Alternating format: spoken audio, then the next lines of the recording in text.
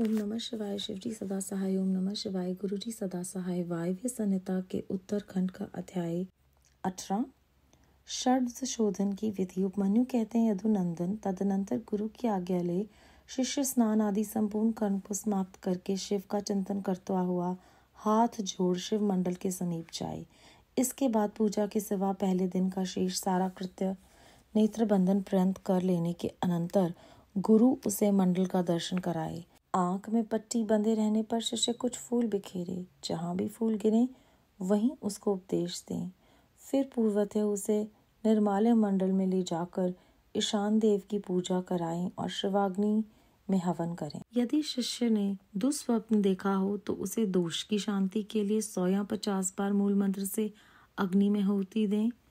तदनंतर शिखा में बंधे हुए सूत को पूर्वतः लटकाकर आधार शक्ति की पूजा से लेकर निवृत्ति कला संबंधी वागीश्वरी पूजन पर्यंत सब कार्य होम पूर्वक करें। इसके बाद निवृत्ति कला में व्यापक सती वागेश्वरी को प्रणाम करके मंडल में महादेव जी के पूजन पूर्वक 3 आहुतियां दें। शिष्य को एक ही समय संपूर्ण योनियों में प्राप्त करने की भावना करें। फिर शिष्य के सूत्र में शरीर में ताड़न प्रोक्षण आदि करके उसके आत्म चैतन्य को लेकर द्वादशांत में निवेदन करें। फिर वहां से भी उसे लेकर आचार्य मूल मंत्र से शास्त्रोक्त मुद्रा द्वारा मानसिक भावना से एक ही साथ संपूर्ण योनियों में संयुक्त करे।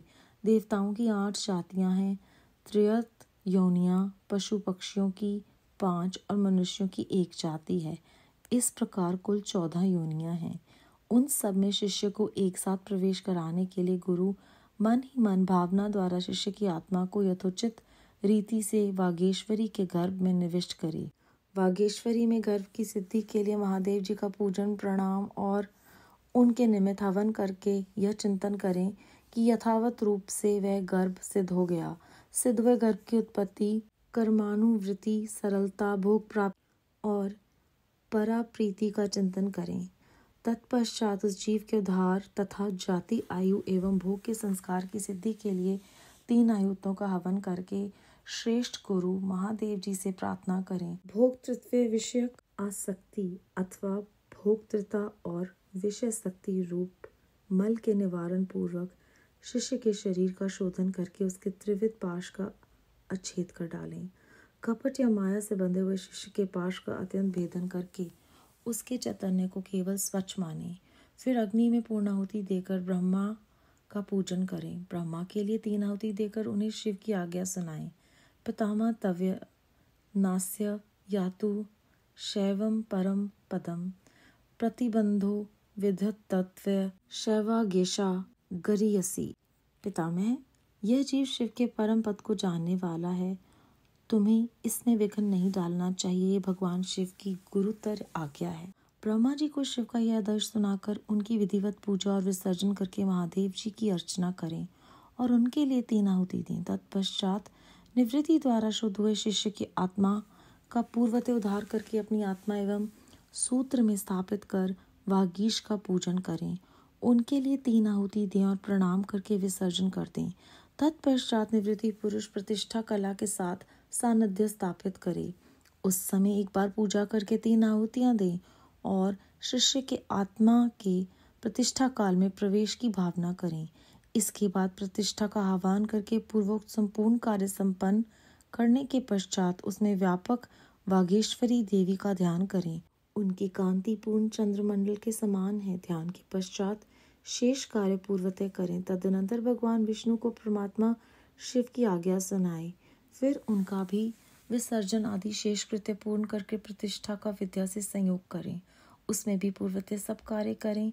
साथ ही उसमें व्याप्त वागेश्वरी देवी का चिंतन, पूजन तथा प्रज्वलित अग्नि में पूर्ण होमान सब कर्म क्रमशः संपन्न करके पूर्वतः नील रुद्र का आह्वान एवं पूजन आदि करें।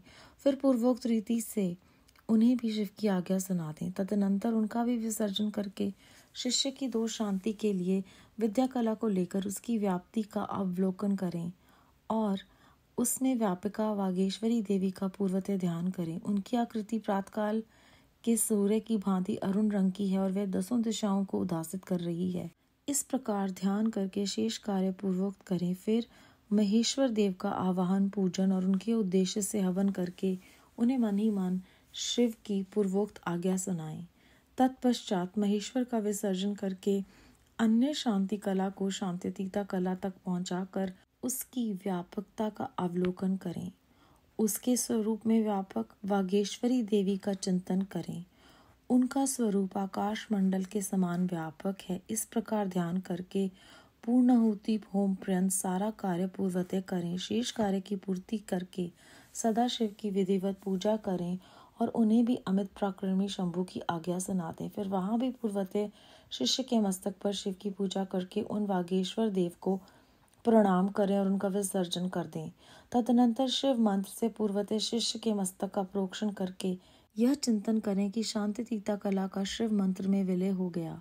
छहों अध्यायों से परे जो शिव की सर्वव्यापिनी पराशक्ति है वह करोड़ों सूर्यों के समान तेजस्विनी है, ऐसा उसके स्वरूप का ध्यान करें। फिर उस शक्ति के आगे शुद्ध स्फटिक के समान निर्मल हुए शिष्य को ले आकर बिठा दें और आचार्य कैंची को धोकर शिव शास्त्र में बताई हुई पद्धति के अनुसार सूत्र सहित उसकी शिखा का छेदन करे।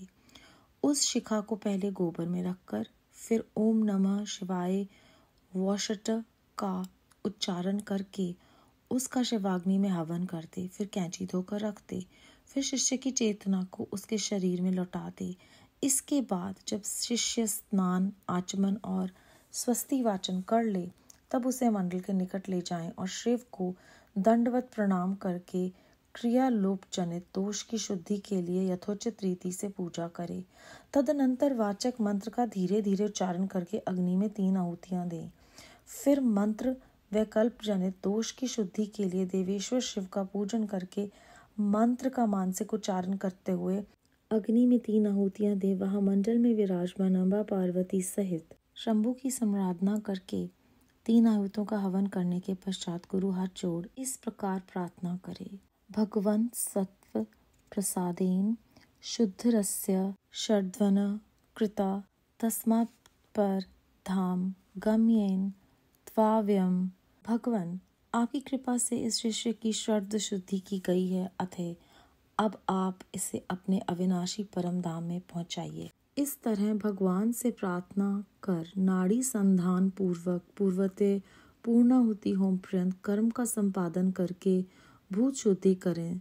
स्थिर तत्व पृथ्वी, अस्थिर तत्व वायु, शीत तत्व जल, उष्ण तत्व अग्नि तथा व्यापकता एवं एक रूपता आकाश तत्व का भूत शुद्धि कर्म में चिंतन करें। यह चिंतन उन भूतों की शुद्धि के उद्देश्य से ही करना चाहिए।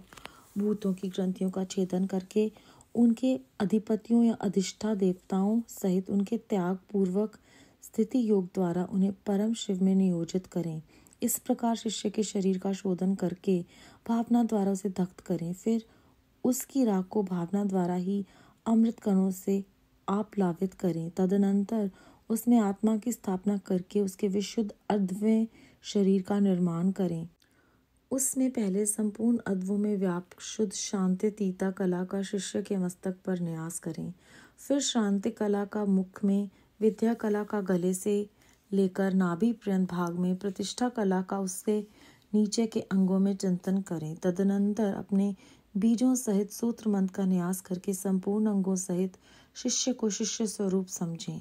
फिर उसके हृदय कमल में महादेव जी का आह्वान करके पूजन करें।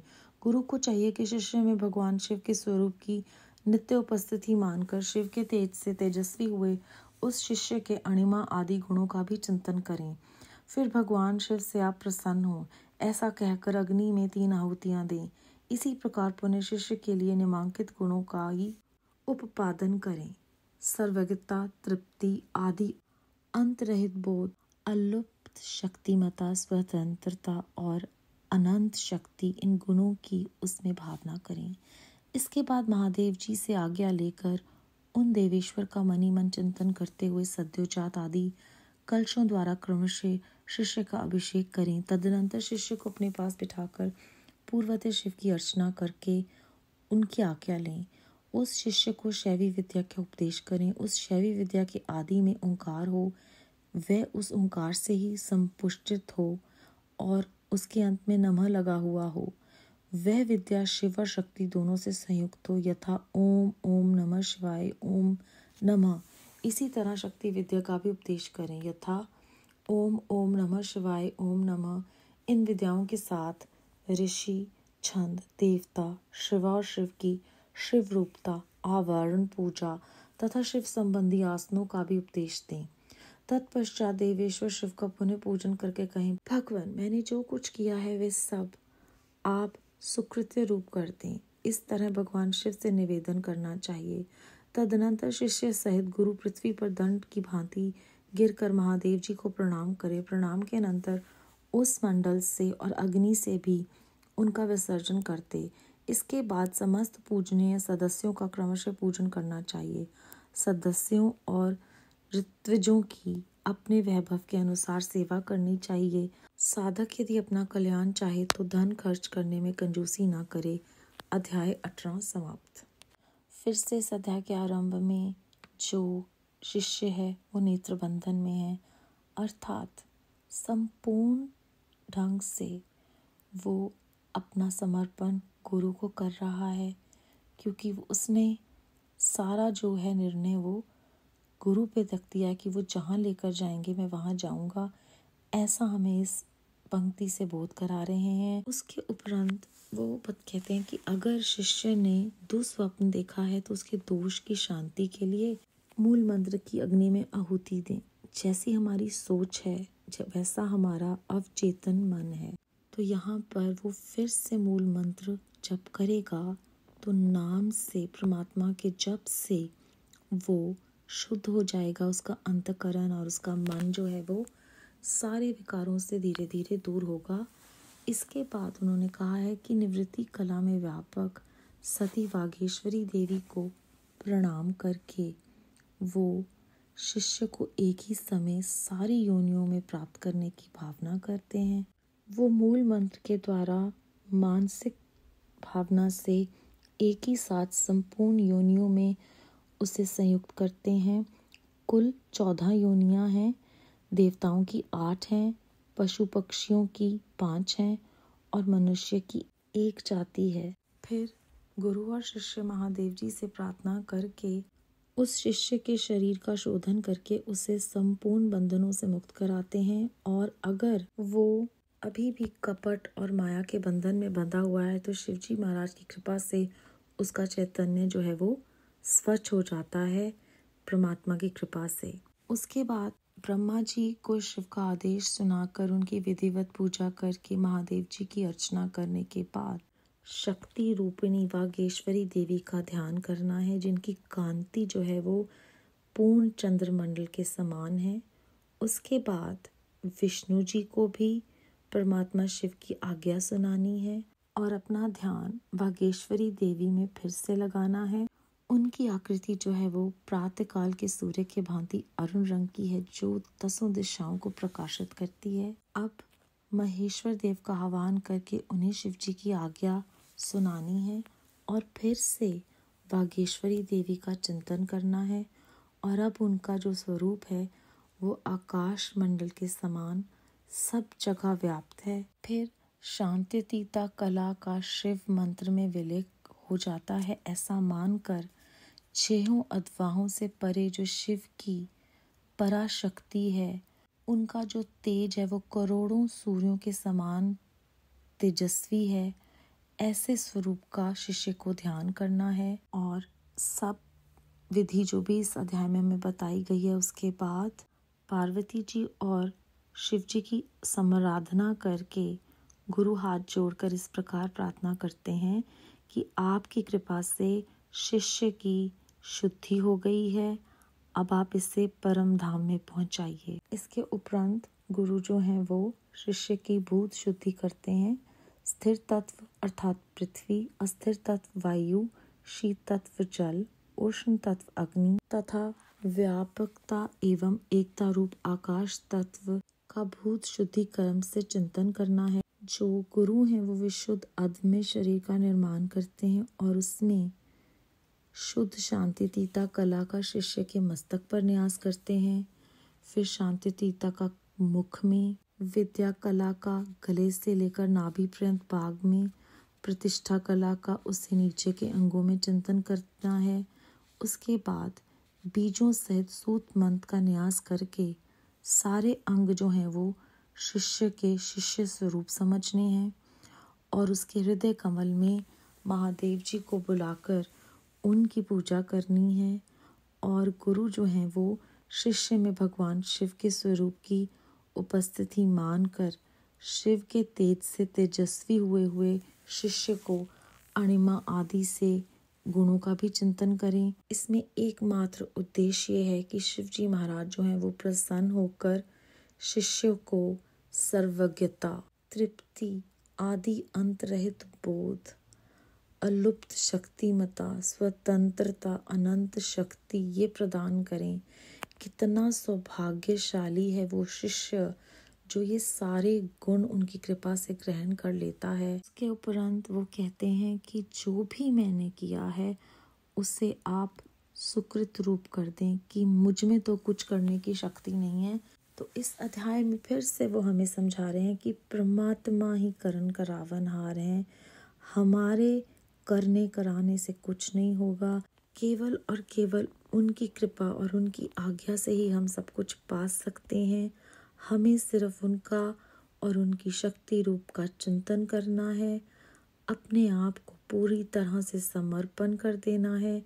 2 अध्यायों में 2 बार ये आया गया है कि आंख पर पट्टी बांधकर गुरु जहाँ ले जाए जाना है, उनके आदेश को मानना है और अपना दिमाग नहीं लगाना।